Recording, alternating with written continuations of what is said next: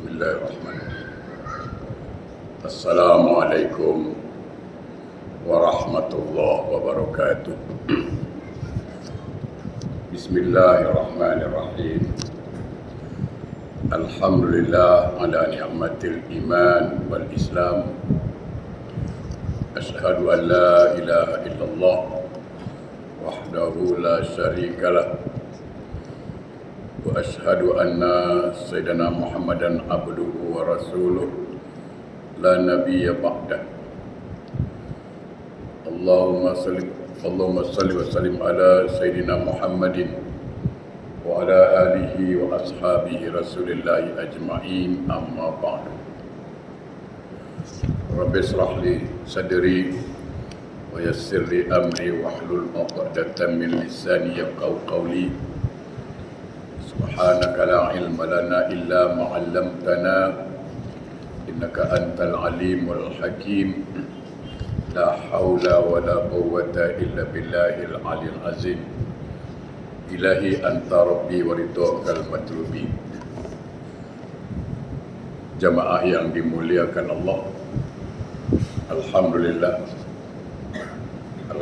segala puji milik Allah mengawali majlis ilmu kita ini.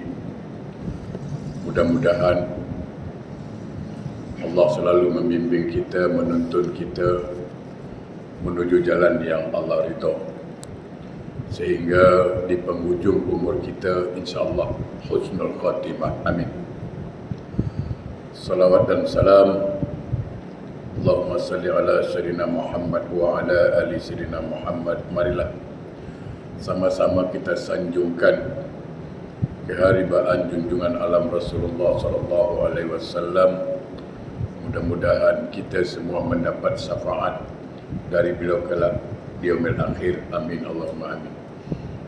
Sahabatku yang dimuliakan Allah, pada kesempatan yang berbahagia ini menjelang salat Isya, marilah kita merenung satu firman Allah Subhanahu wa taala dalam surah Ibrahim ayat 27. Mudah-mudahan ayat ini menjadi ingatan bagi kita semua untuk muhasabah diri, di mana Allah Subhanahu wa taala berfirman, A'udzu billahi minasy syaithanir rajim. Yusabbitullahu allazina amanu bil qawli tsabit fil hayatid dunya wa fil akhirah. Sadaqallahul azim. Allah Subhanahu wa taala meneguhkan iman orang-orang yang beriman dengan ucapan yang teguh, yakni kalimat-kalimat thayyibah dalam kehidupan di dunia dan di akhirat. Allah meneguhkan, memantapkan iman seseorang untuk menjawab, untuk mengatakan kalimat-kalimat yang indah, kalimat-kalimat yang bagus. Oleh karena itu, dalam sebuah hadis dijelaskan, Al-Bara' bin Azib radhiyallahu anhu meriwayatkan dari Nabi SAW, dikatakan apa di sini? Iza su'ilal muslim fil qabri fayashhada an la ilaha illallah wa anna Muhammadan abduhu wa rasuluh fadzalika qauluhu ta'ala yusabbitullahu allazina amanu bil qawli tsabit fil hayatid dunya wa fil akhirah. Apabila seorang muslim di dalam kubur, dia akan ditanya oleh malaikat Munkar dan Nakir. Kemudian dia mempersaksikan bahwa tiada Tuhan kecuali Allah dan bahwa Muhammad itu utusan Allah. Itulah yang dimaksud firman Allah dalam surah Ibrahim yang saya baca tadi, yaitu Allah meneguhkan iman orang-orang yang beriman dengan ucapan yang teguh, iaitu kalimat thayyibah dalam kehidupan dunia dan akhirat. Ada 3 perkara, 3 tempat. Jadi dalam keadaan 3 tempat, 3 keadaan, nanti Allah akan tolong kita untuk menjawab beberapa soalan. Tapi dengan syarat iman kita mesti teguh, mesti mantap, sempurna. Bukan iman yang sekedar di lisan. Ya. Saya mohon maaf ya. Banyak sekarang kan imannya di lisan. Saya selalu sampaikan, iman itu sempurna bila ada 3 perkara di situ. Syarat iman itu 3. Qaul bil lisan, diucapkan dengan lisan, wa tasdiq bi qalbi, dibenarkan dalam hati, wa amala bil arkan, lalu diamalkan dengan anggota badan. Itulah iman. Itu sempurna. Mulut mengatakan amanah billah, aku beriman pada Allah, hati membenarkan, yakin betul, lalu diamalkan dengan anggota badan, maka betul imannya. Tapi kalau mengatakan aku percaya sama Allah, aku beriman pada Allah, tapi tidak beramal, tidak solat, tidak sujud, ya, minta maaflah saya katakan, iblis pun sama.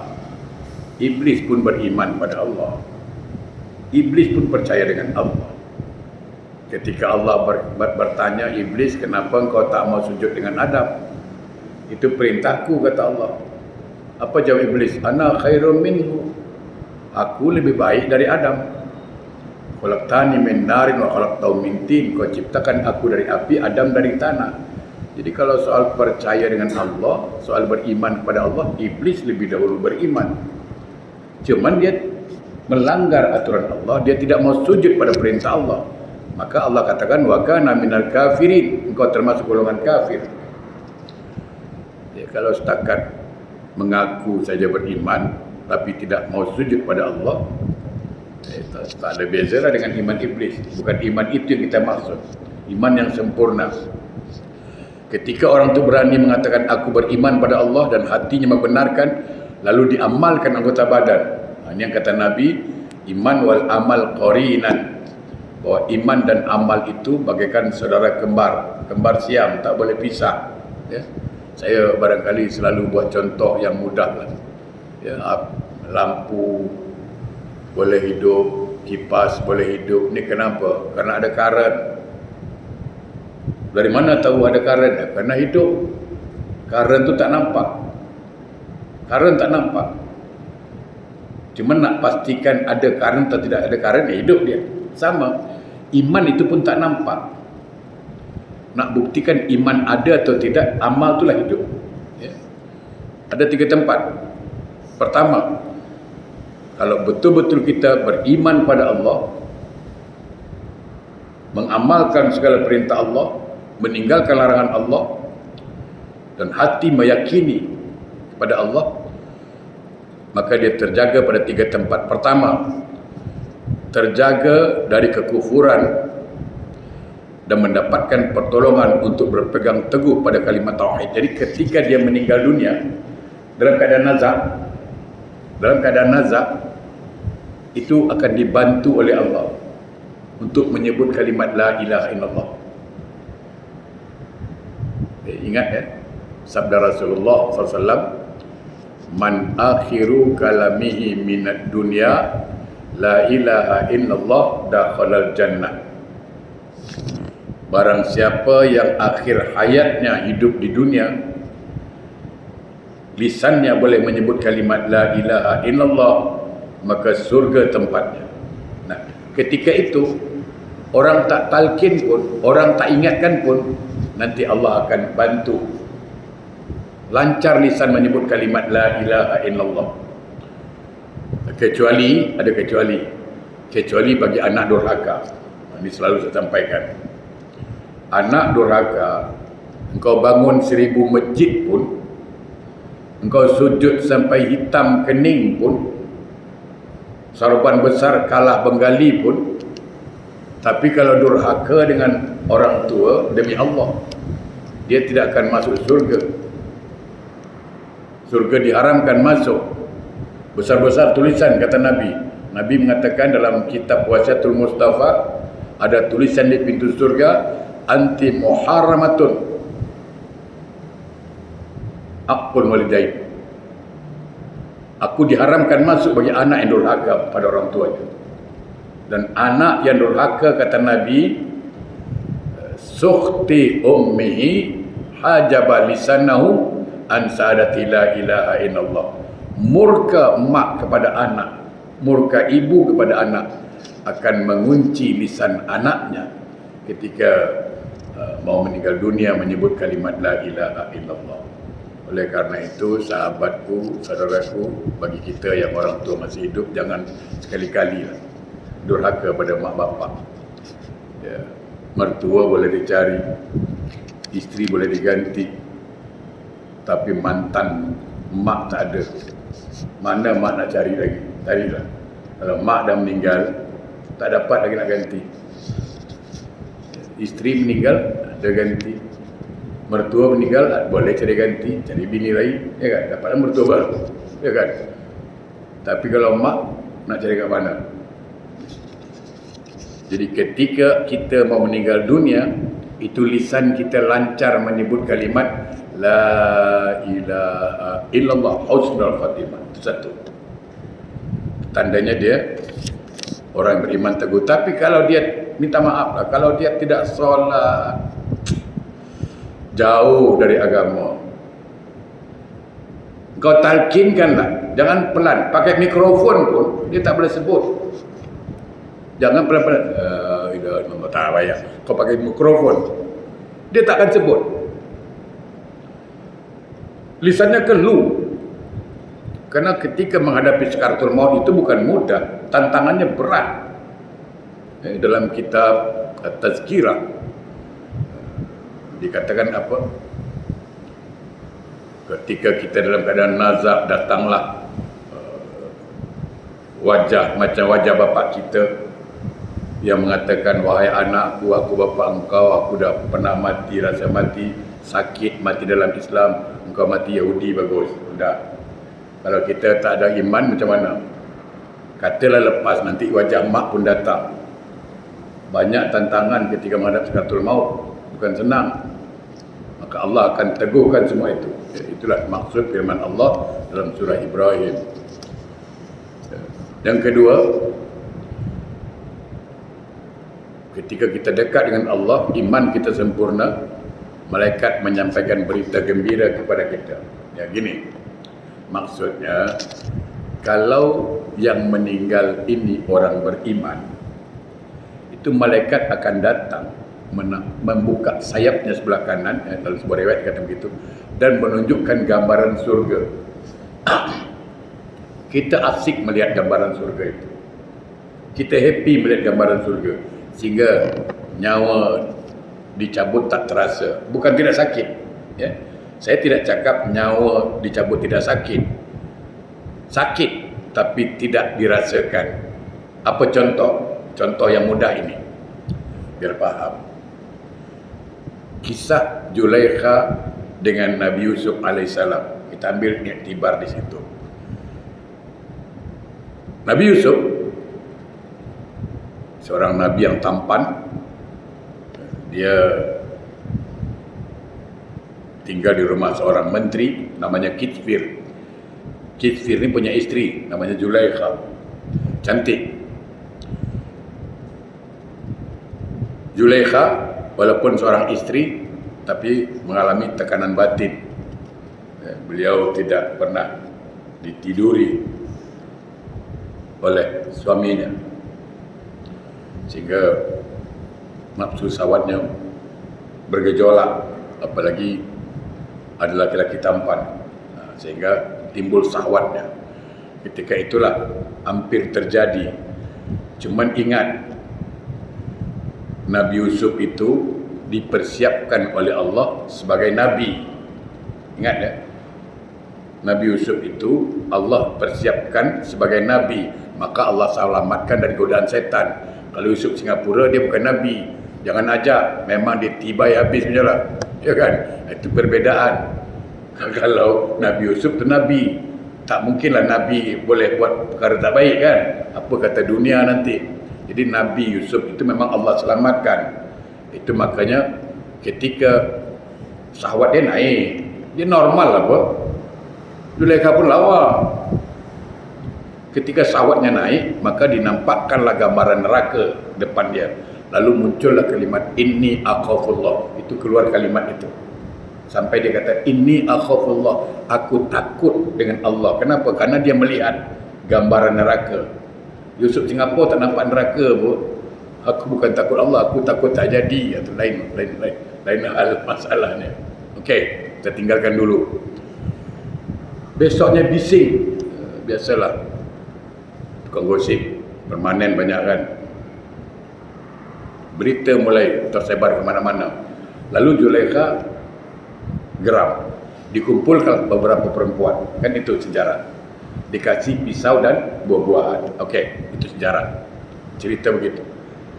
Ketika pisau dipegang, buah-buahan dipegang, Yusuf disuruh keluar. Yusuf, ukrut alaihin, Yusuf keluarlah engkau. Maka Nabi Yusuf keluar.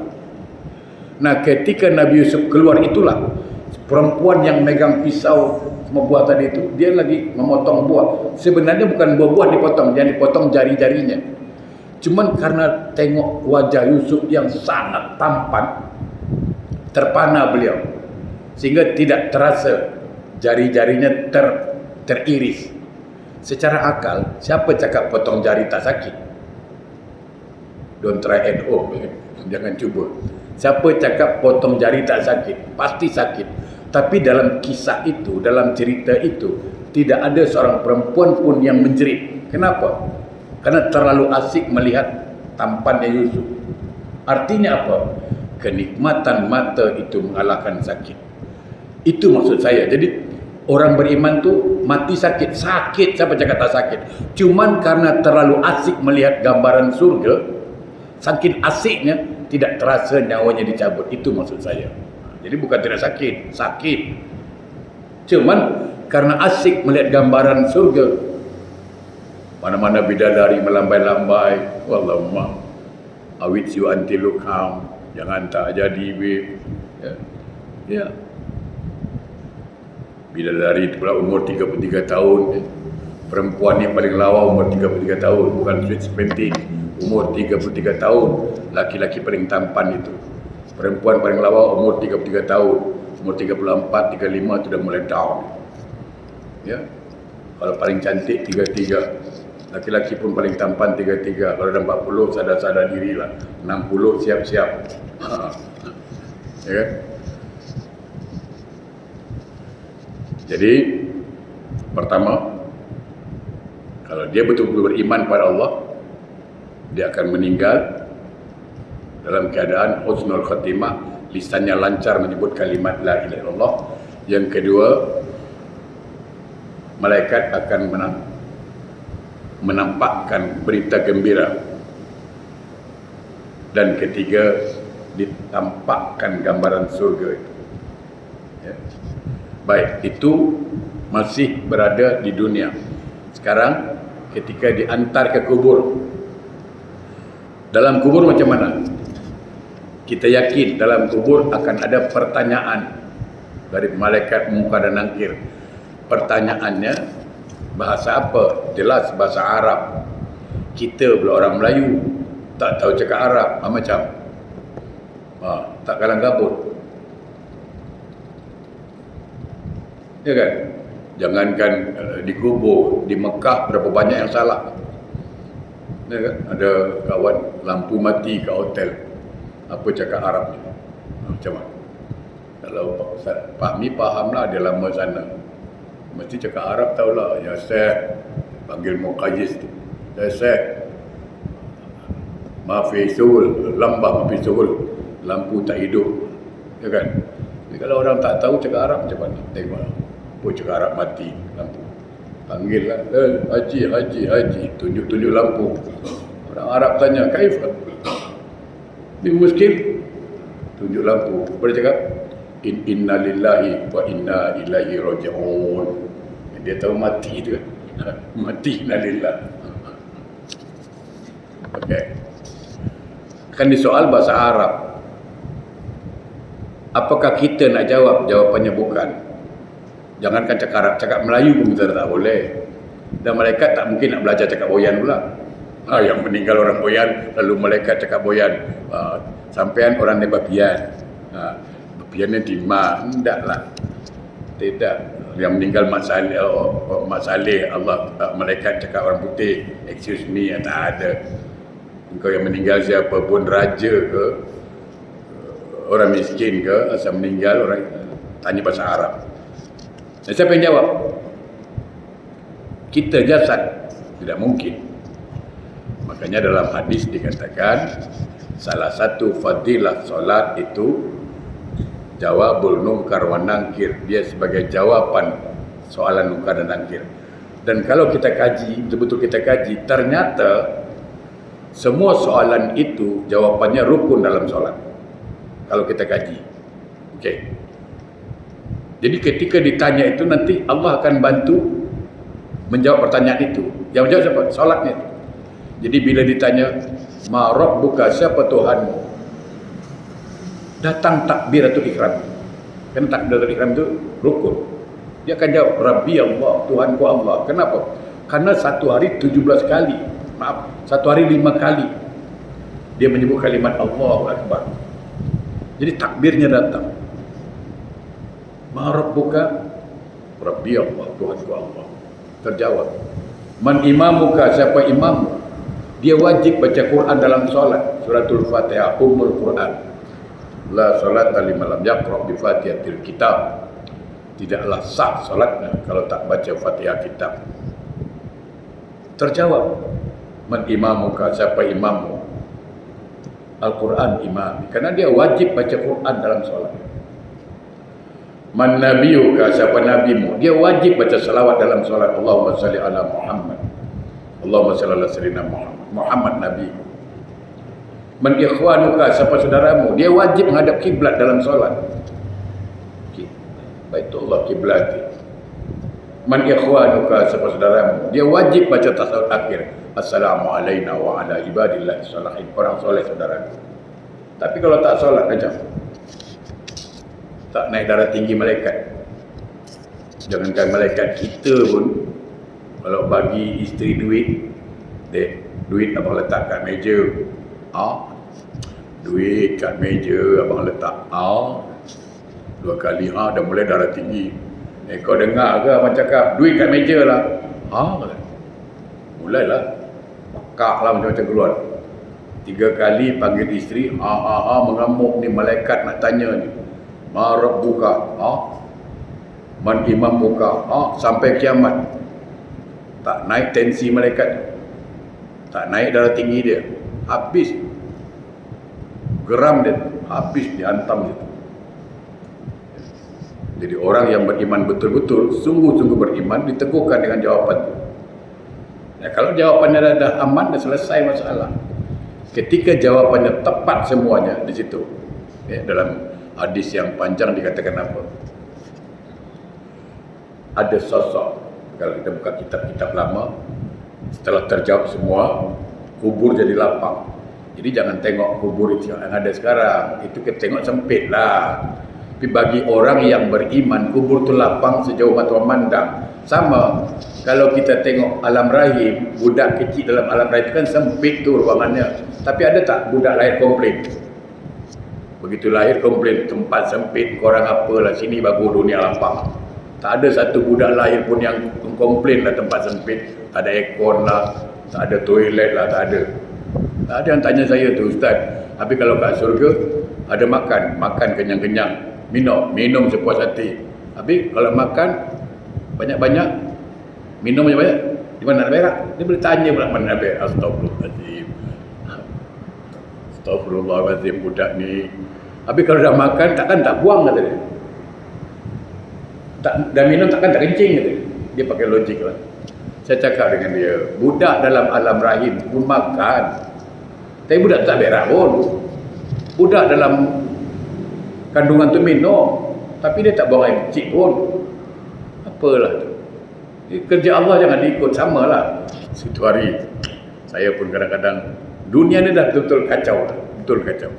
Ada satu event besar negara lah. Saya tak sebut negaranya lah. Tiba-tiba didatangkan pawang hujan. Hujan ditolak. Ini semua kerja tak masuk akal. Betul, pawang hujan diturunkan. Ada satu meeting apa negara-negara. Itu hari nak hujan, datang pawang hujan. Saya, dalam hati saya, ini perbuatan Allah boleh tahan. Jangankan menahan hujan, menahan kencing pun tak boleh. Apalah orang bodoh jangan bilangan. Hujan ditahan. Jangankan menahan hujan, menahan yang pawang tu, jangankan tahan hujan, tahan kencing pun tak boleh. Boleh. Astagfirullahaladzim. Punya tak dapat nak kata lagi dah. Begitulah bodohnya manusia ini. Akhirnya hujan juga. Memang hari nak hujan. Apa nak cakap? Kuasa Allah apa? Allah, pawang tu cakap apa? Bila orang interview dia, macam mana? Tapi awak tahan hujan. Tapi kenapa hujan turun juga? Dia cakap apa? Lawan berat. Lawan berat. Ada pula lawan berat. Allah yang kalawan. Bangang betul lah tuan ni. Kenapa hujan turun? Lawan berat, dia cakap. Lawan berat, timbang berat. Ini semua karut. Ya. Jadi lapang kubur itu sejauh mata memandang. Lalu nanti malaikat akan tanya, ada satu sosok bayangan manusia. Malaikat tanya, unzur, cuba kau tengok. Kita tengok. Malaikat tanya, antal arif, apa kau kenal itu? Dia jawab, ana arif, aku kenal. Man huwa, siapa dia? Lalu kita akan katakan, huwa Rasulullah sallallahu alaihi wasallam. Itulah Nabi Muhammad SAW. Nanti malaikat tanya, ma'arifna. Dari mana engkau tahu? Dari mana engkau faham itu? Karena aku datang aku baca Quran, aku ikut pengajian, aku baca salawat. Tiba-tiba muncul satu laki-laki. Dia mengatakan apa? Aku adalah temanmu. Ditanya, man anta, kau siapa? Ana amal soleh, aku adalah amal soleh. Jadi di kubur itu tidak sendirian. Kita ada kawan. Kawan kita amal soleh. Itu perbedaannya. Kita tengok perbedaan. Sama-sama 12 jam. Sama-sama 12 jam kita tengok. Kalau orang banduan masuk penjara malam pertama. Satu hari pertama masuk penjara, malam pertama tanya dia. Interview. Cik, ini nak tanya boleh? Boleh, silakan. Macam mana perasaan awak malam pertama dalam penjara? Dia akan jawab apa? Lama lah. Semalam macam setahun tu. Lama. Pagi lama betul. Tengok. 12 jam dia cakap lama. Tapi cuba tanya pengantin baru. Macam pengantin baru tanya, macam mana awak melewati malam pertama pengantin baru? Alamak bro, tak sadar dah pagi lah. Tak tengok. Dia cakap tak sadar dah pagi. Tanya banduan. Lama lah. Tengok. Sama-sama 12 jam. Tapi beda perasaan. Begitulah di kubur. Bagi kita insyaAllah orang beriman, kuburnya lapang, ada kawan, nampak gambaran surga. Kiamat sekejap je. Ya dah kiamat dah. Tapi orang yang diazab dalam kubur, kiamat tu lama. Itu. Kiamat tu lama. Jadi dia akan menjawab soalan-soalan dalam kubur. Dan dia akan hilang rasa takut dalam kubur. Tak ada takutnya dia. Kerana ada kawan. Dan dia sendiri di situ. Di kubur itu bagaikan min riyadil jannah. Kuburnya bagaikan taman-taman surga. Lapang sejauh mata memandang. Itu dia. Itu keuntungan orang-orang yang beriman betul-betul dengan semua amalannya. Ya. Sedangkan di akhirat nanti macam mana? Pun dibantu oleh Allah. Pertama apa? Dia akan diajari menjawab soalan-soalan yang benar. Ya, sebab kita dalam sebuah hadis kan dikatakan apa? La tazulu 'abdan yaumal qiyamah hatta yas'ala arba'. tidak berganjak telapak kaki seorang hamba di akhirat kecuali ditanya 4. Umur kemana kau habiskan? Badan kemana kau habiskan?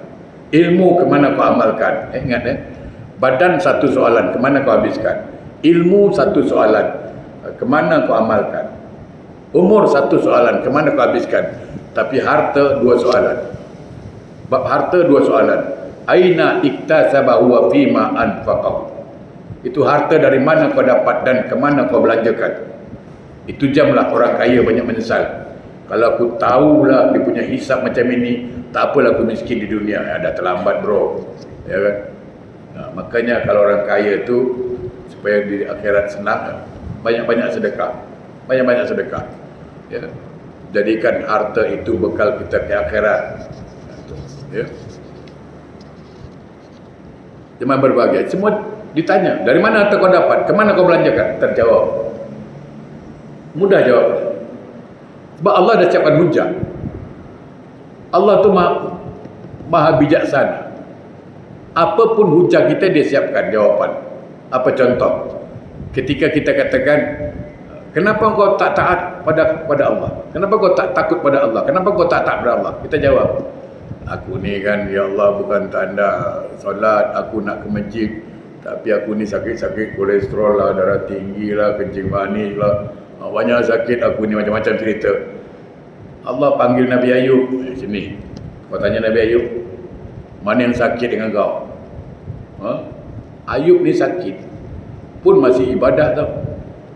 Kau batuk sikit, sibuk masuk media sosial, Facebook, minta Fatihah lah baca, jemput ustaz dia minta air lah, baru batuk. Ya kan? Tolong doakanlah, aku sakit pening kepala lah, apalah. Tak salah lah saya katakan.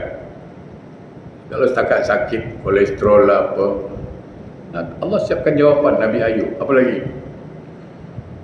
Aku ni sibuk, meeting sana, meeting sini, maklumlah aku ni pangkat tinggi. Allah panggil Nabi Sulaiman. Nabi Sulaiman tu bukan urus manusia, binatang pun diurus dia. Raja tu, bukan raja kapur, bukan. Memang raja betul. Nabi Sulaiman pun sibuk, raja tu. Tapi dalam keadaan begitu dia masih juga taat. Yang muda dipanggil, ya Allah, aku bukan tak mau solat, maklumlah muda kan, muda masih happy, maklum aku muda pun aku handsome, jadi banyaklah budak gini-gini. Allah panggil Nabi Yusuf, kau mana tampan dengan Yusuf? Tapi saya nak bagi tahu, dia faham siapakah laki-laki paling tampan di dunia. Bukan Nabi Yusuf, tapi Rasulullah SAW. Itu dijelaskan dalam kitab Qisasul Mi'raj. Jadi dalam kitab itu dikatakan, andai kata ketampanan laki-laki itu, saya ulang balik, andai kata ketampanan laki-laki itu boleh diibaratkan sebuah apple, maka setengah dari apple itu diberikan pada Rasulullah SAW. Suku seperempat berikan Nabi Yusuf, seperempat lagi itu yang dibagi-bagi kita ramai-ramai ni. Jadi dapatlah sikit-sikit, adalah ujung-ujung sikit, ya kan? Jadi kita ni jauh lah dibandingkan wajah kita dengan Rasulullah. Jadi Rasulullah tu 2 kali tampan Nabi Yusuf. Kita dapat seperempat lah, itu bagi ramai-ramai lah. Dapatlah ujung sikit, dapatlah tepi sikit, itu lebih kurang. Tapi handsome jugalah, macam-macam. Karena tua je tak handsome, dah muda boleh tahan, ya kan? Kata saya lah, bukan kata orang. Okay. Dia akan jawab semua nanti. Allah mudahkan menjawabnya. Yang kedua, perhitungan amalnya lancar, mudah. Allah akan bantu. Orang lain susah, kita mudah. Allah mudahkan. Yang ketiga, siapapun orang pasti berdosa. Nah, di sini Allah akan ampunkan semua dosanya, kecuali dosa dengan manusia. Jadi sekali lagi saya katakan, orang yang beriman sungguh-sungguh, dengan iman yang kuat, iman yang teguh, Ya, sesuai dengan surah Ibrahim ayat 27 tadi, Allah akan bantu dia. Pertama, waktu sakaratul maut. Yang kedua, ketika menjawab soalan kubur. Yang ketiga, ketika berhadapan dengan Allah Subhanahu wa taala. Inilah untungnya orang-orang yang beriman sungguh-sungguh, bukan iman main-main. Ustaz, saya solat Ustaz, tapi fikiran tak ke mana-mana. Tak apa. Bagus. Engkau solat, fikiran tak ke mana-mana, daripada engkau fikir ke mana-mana tapi tak solat. Pilihlah, ya kan? Mana mau? Solat, tapi fikiran ke mana-mana, daripada kau ke mana-mana tak solat. Pilih mana? Walaupun solat kita kurang khusyuk, katakanlah, walaupun solat kita barangkali kuranglah khusyuknya, kalau jumpa Allah tak malulah kita ni. Kita dah solat apa? Tapi kalau tak solat macam mana? Tak malu jumpa Allah nanti. Itu. Jadi khusyuk ke tak khusyuk solat, penting.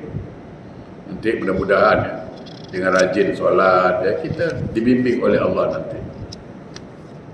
Baik, saya kira itu saja insya-Allah. Mudah-mudahan bermanfaat.